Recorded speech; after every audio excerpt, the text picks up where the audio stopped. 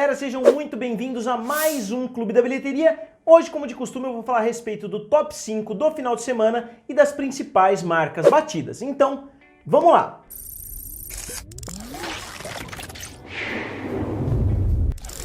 E galera, se vocês ainda não são inscritos aqui no canal Triplo F, se inscrevam. Eu tô tentando chegar a 200 mil inscritos. Eu sei que muitas pessoas que acompanham o Clube da Bilheteria ainda não se inscreveram. Então se vocês pudessem me dar essa ajudinha, eu ficaria muito agradecido. Então vamos lá, entrando de cabeça no top 5, ficou na primeira posição o filme Onward, ou Dois Irmãos, que é o novo filme da Pixar. E o filme teve uma abertura de 40 milhões de dólares. Eu não consegui encontrar o orçamento do filme, mas uma abertura de 40 milhões de dólares não é uma coisa muito boa para um filme da Pixar. Obviamente, nesse final de semana, existem alguns outros elementos que podem ter afetado a bilheteria, que eu não vou citar aqui no vídeo, porque todos os vídeos que eu citei essa palavra foram desmonetizados. Eu vou colocar uma imagem aqui do lado para vocês darem uma olhada a respeito do que eu tô falando. Então, pode sim que as bilheterias tenham sido afetadas por um fator externo nesse final de semana, mas as quedas não foram tão altas para os outros filmes do top 5, então eu não acho que o efeito tenha sido tão grande assim, senão todos os outros filmes teriam sofrido com isso também.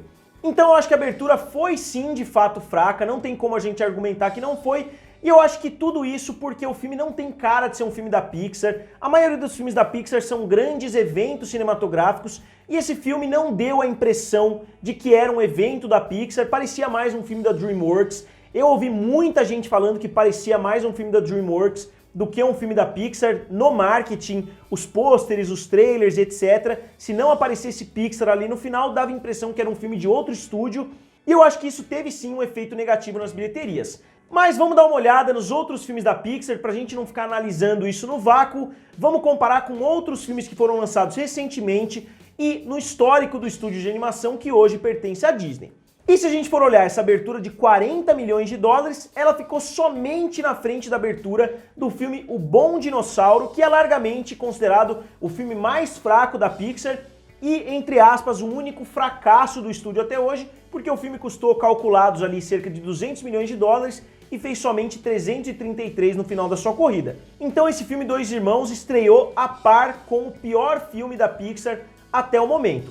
Sim, eu sei que existiram outras aberturas menores, mas eram aberturas diferentes. Por exemplo, Toy Story 2 estreou com somente 300 mil dólares, não chegou nem a $1 milhão, porque era uma estratégia de lançamento bem diferente, onde eles lançavam somente em alguns cinemas, então não dá nem pra gente comparar esses resultados. E vale a gente lembrar que esse valor de 40 milhões de dólares é uma previsão do final de semana, então amanhã os números podem ser ajustados e esse valor pode cair, deixando o filme inclusive abaixo do filme O Bom Dinossauro. E outros filmes que tiveram aberturas fracas também para um filme da Pixar foi o Ratatouille. O Ratatouille abriu com 47 milhões de dólares. O filme Coco abriu com 50 milhões de dólares, mas ele acabou sendo um enorme sucesso, fazendo 807 milhões de dólares. E outros filmes que tiveram aberturas ruins também foram os filmes Carros 3, que abriu com 53 milhões de dólares, e o primeiro filme dos Carros, que abriu com 60 milhões de dólares. Monstros S.A. também abriu com 62, Wall-E com 63 e etc. Mas vários dos filmes originais da Pixar abriram nessa faixa de 60 a 80 milhões de dólares, então uma abertura de 40 milhões de dólares é realmente algo muito baixo para os padrões da empresa. E o filme abriu com 40 milhões de dólares em território americano e somente 28 milhões de dólares em território internacional, fora dos Estados Unidos. Então o resultado internacional não ajudou muito os Estados Unidos e o filme chega hoje a somente 68 milhões de dólares. Eu não consegui encontrar o orçamento do filme, mas utilizando como base os outros filmes da Pixar, esse filme deve ter um orçamento entre 160 e 200 milhões de dólares. E outra notícia ruim para esse filme é que ele estreou praticamente no mundo inteiro. Ele ainda não estreou na China, obviamente, por motivos que vocês já sabem, mas o filme só não estreou na Austrália, na Estônia, na Turquia, na Coreia do Sul, na Itália e em Hong Kong, além, obviamente, da já citada China.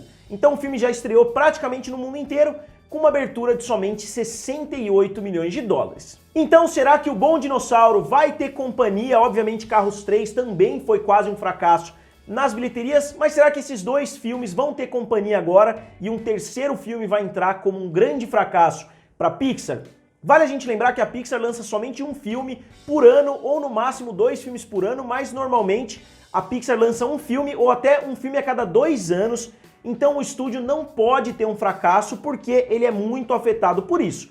Obviamente ele tem a Disney por trás dele, obviamente ele não vai fechar por causa disso, mas um fracasso para um estúdio que lança um filme por ano é uma coisa muito mais prejudicial do que para um estúdio que lança 20, 30 filmes, como a gente vê outros estúdios por aí lançando. E obviamente a gente vai continuar acompanhando o resultado desse filme nas próximas semanas, mas vale a gente lembrar que esse filme pode não ter o efeito boca a boca positivo que normalmente os filmes da Pixar têm, como por exemplo o filme Coco, que teve uma abertura fraca, mas acabou sendo um enorme sucesso nas bilheterias. E na segunda posição, com uma queda muito baixa para um filme de terror, ficou o filme O Homem Invisível, que caiu somente 46% e fez mais 15 milhões de dólares. O filme, no seu segundo final de semana, conseguiu manter a segunda posição, na verdade caiu obviamente da primeira para a segunda, mas ainda é uma posição muito boa para um filme de terror e uma queda muito positiva. Eu tô cansado de falar aqui no canal que filmes de terror costumam ser muito front-loaded, ou seja, eles têm um lançamento muito forte, porque quem é fã de filmes de terror gosta de ver na estreia, e depois o filme costuma despencar mais ou menos nos padrões de um filme de super-herói. Então o filme costuma cair 50%, 60%, esse filme caiu somente 46%. E o filme chega hoje a 52 milhões de dólares em território americano e 45 milhões de dólares fora dos Estados Unidos, e já está praticamente chegando aos 98 milhões de dólares. E ele vai seguir outros 17 filmes da Blumhouse, que é um estúdio que trabalha sempre com orçamentos muito baixos, a bater a marca de 100 milhões de dólares. Vários filmes desse estúdio que custaram 5, 6, 7 milhões de dólares, como é o caso do Homem Invisível, conseguiram bater a marca dos 100 milhões de dólares. E na verdade alguns deles conseguiram ainda mais sucesso, com 5 filmes do estúdio batendo a marca de 200 milhões de dólares, e todos eles com orçamentos bem pequenos. O único que tem um orçamento um pouquinho mais alto é o filme Vidro, porque ele envolveu alguns efeitos especiais e alguns grandes atores que retornaram para o filme do M. Night Shyamalan, mas aí já era uma aposta muito mais certeira porque o público estava muito querendo esse filme. E na terceira posição ficou o filme The Way Back, com o Ben Affleck. O Ben Affleck voltou a atuar com esse filme, é um filme de basquete, e o Ben Affleck, ele estava num período muito ruim na carreira, inclusive a Jennifer Garner, que é a ex-mulher dele, teve que falar com o diretor, com os produtores, para manter o Ben Affleck nesse filme, porque ele realmente precisava trabalhar, ele realmente precisava estar na ativa, inclusive para vencer ali a batalha contra os vícios que ele tem. Mas o filme teve um orçamento salgado de 25 milhões de dólares, então o filme tem que fazer cerca de 60 até 70 milhões de dólares nas bilheterias, e ele abriu com somente 8,5, e vale lembrar que filmes de esporte não têm um apelo internacional muito grande. Geralmente são filmes que fazem grande parte do seu valor dentro dos Estados Unidos, e filmes de basquete não costumam ter uma bilheteria tão alta assim. Se a gente pegar todo o histórico de filmes de basquete que foram lançados até hoje, somente 4 filmes bateram essa marca de 75 milhões de dólares, que eu acredito que esse filme tenha que bater para se tornar lucrativo.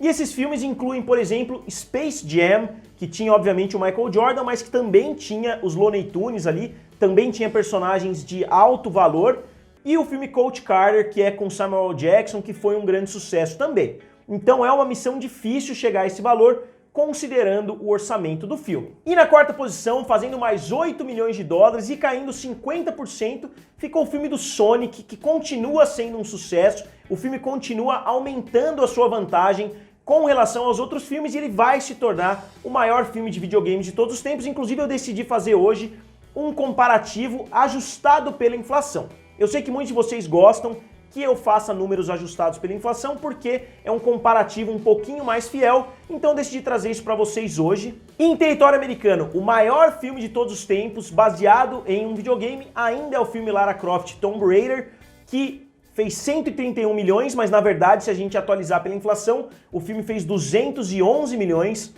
Na segunda posição fica o primeiro filme do Pokémon, aquela primeira animação que foi lançada, contra o Mewtwo, que fez 153 milhões. O terceiro é o filme Mortal Kombat, de 1995, que hoje teria feito 147 milhões. E na quarta posição ficaria o filme Detetive Pikachu, que fez 144 milhões.